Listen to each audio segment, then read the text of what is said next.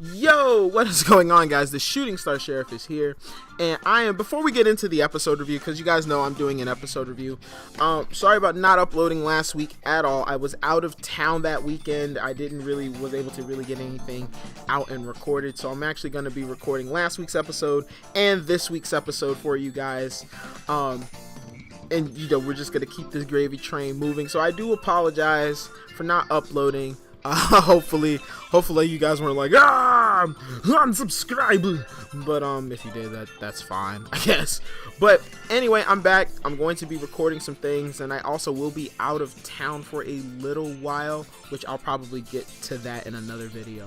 But just wanted to let you guys know I am back, and we're still talking about this week's episode of My Hero Academia, because this week was super lit. As always, this episode was really good, really solid. Episode after we have Deku or Midoriya and Shoji run into a very angry Tokoyami. So if you guys are hyped, definitely go ahead and hit the subscribe button if you like My Hero, everything from One's Justice, from Smash Tap to even watching the anime, or even if you read the manga, which I haven't delved into manga stuff yet, but I'm probably going to do pretty soon. Or if you just like anime and just games and stuff in general, go ahead and hit that good old-fashioned subscribe button for the boy, because it does help me. And hit the like button if you just like me talking about these episodes. And also shout out to Super Luna, being the first person on the Discord to give me a suggestion for a video, because Luna, since you were the first one, I am not gonna just give you a blazing video. I'm gonna give you a blazing and a Memoria Phrygia video as well. So definitely sit tight. I did take your consideration.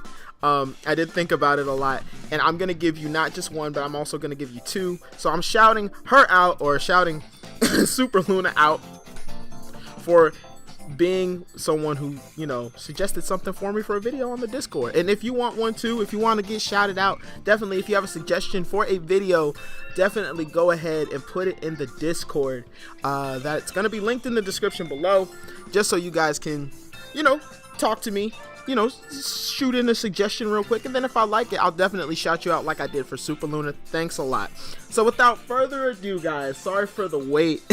Let's go ahead and jump into this episode review. So, pretty much this episode was really cool, just for the simple fact that, boy, Deku is a beast. All right, this kid is going. This man has a broken arm. This man has two broken arms, actually.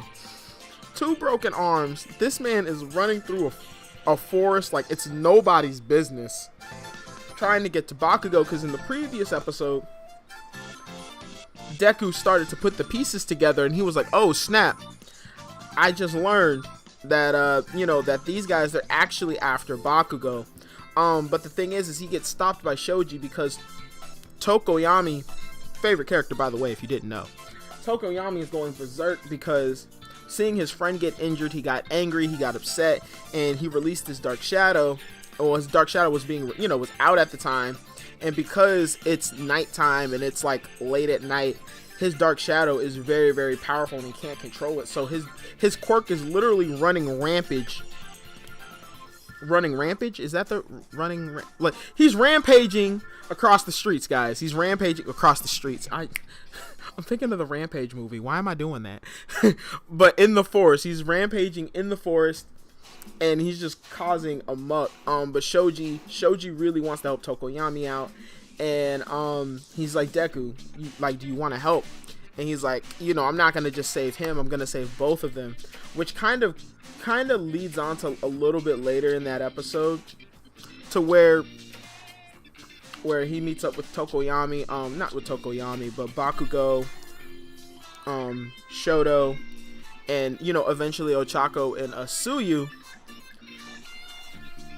because, they're trying to protect him, because, Deku's like, I kind of figured everything out, so, we just need to escort them to safety.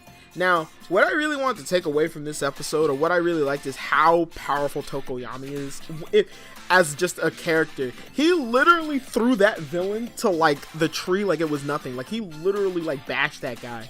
Not to mention, Bakugo and Shoto were having a lot of trouble with that villain. Tokoyami's quirk, Dark Shadow, threw him away like he was literally like a pebble, literally like a stone that you could skip across a lake. That's literally what he did to that villain. So Tokoyami is super powerful. Like, when he could control his quirk, he's going to be so overpowered. Yes, he is weak to light, which, you know, that's what Deku did. He kind of leaded them to Shoto and Bakugo so they could set off light, so to get Tokoyami back under control, which that does end up working. And then we have that masked villain that comes out of nowhere a little bit later once they meet up with Ochako and Tsuyu after dealing with a crazy tsundere girl. Her name is escaping me right now, and I know it. Her name is escaping me at the moment. And, you know, they meet up with her, and they're like, oh. And Bakugo and Tokoyami gets kidnapped by the crazy masked magician dude. And Deku is just he is upset. Like, you can't really tell because he's like, he's super beat up. But you can tell with the look on his face, he's like, I am doing whatever it takes to get these people back.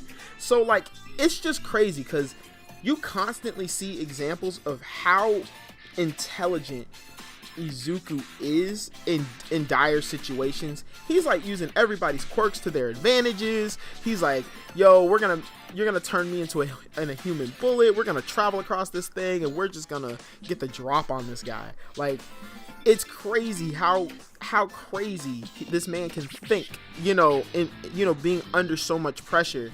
And that, I feel like that's gonna be one of the qualities that's gonna make him like greater than All Might, because he can think so well under pressure. So like it's so cool. It's really cool to see those sides of Izuku. And and we just have like Dabi and that other villain Twice. Twice is really funny. I really like him as a villain. He's just really quirky, and he's just got really he's got a lot of personality for a villain. He really does. Dabi is really cool too. But as you guys know, because you guys watched the episode, that's why you're watching the video. They do get the drop on the masked villain, and then they land right in front of Dabi, Toga. Oh, there's her. I remembered her name, Toga and Twice. So, and then in next week's episode, they're going to fight and duke it out, boy, to get Bakugo and Tokoyami back. So that's pretty much how I'm gonna cap everything off here. This was pretty much just kind of like a highlights. Which it was a fun episode. A lot of things were going on. And hopefully we're getting to the end of wrapping up this whole like invasion, the summer camp training. So it's really cool. Let me guys know in the comment section below, how did you guys think of this episode? What do you actually think about like Izuku's like intellectual like prowess? And because like this kid thinks so well under pressure. And also, how powerful do you think Tokoyami could become is something else I really like to, just because Tokoyami's he's my favorite character. But after seeing that raw display of power, I wonder, do you guys feel a little bit differently about Tokoyami now? Have you paid a lot of attention to him? Did this actually make you look at him a little bit more and be like, wow, he's actually really powerful? Let me know how you guys think, what you guys think in the comment section below, and we can definitely take it from there. So, so guys, until next time, your boy is out. Peace.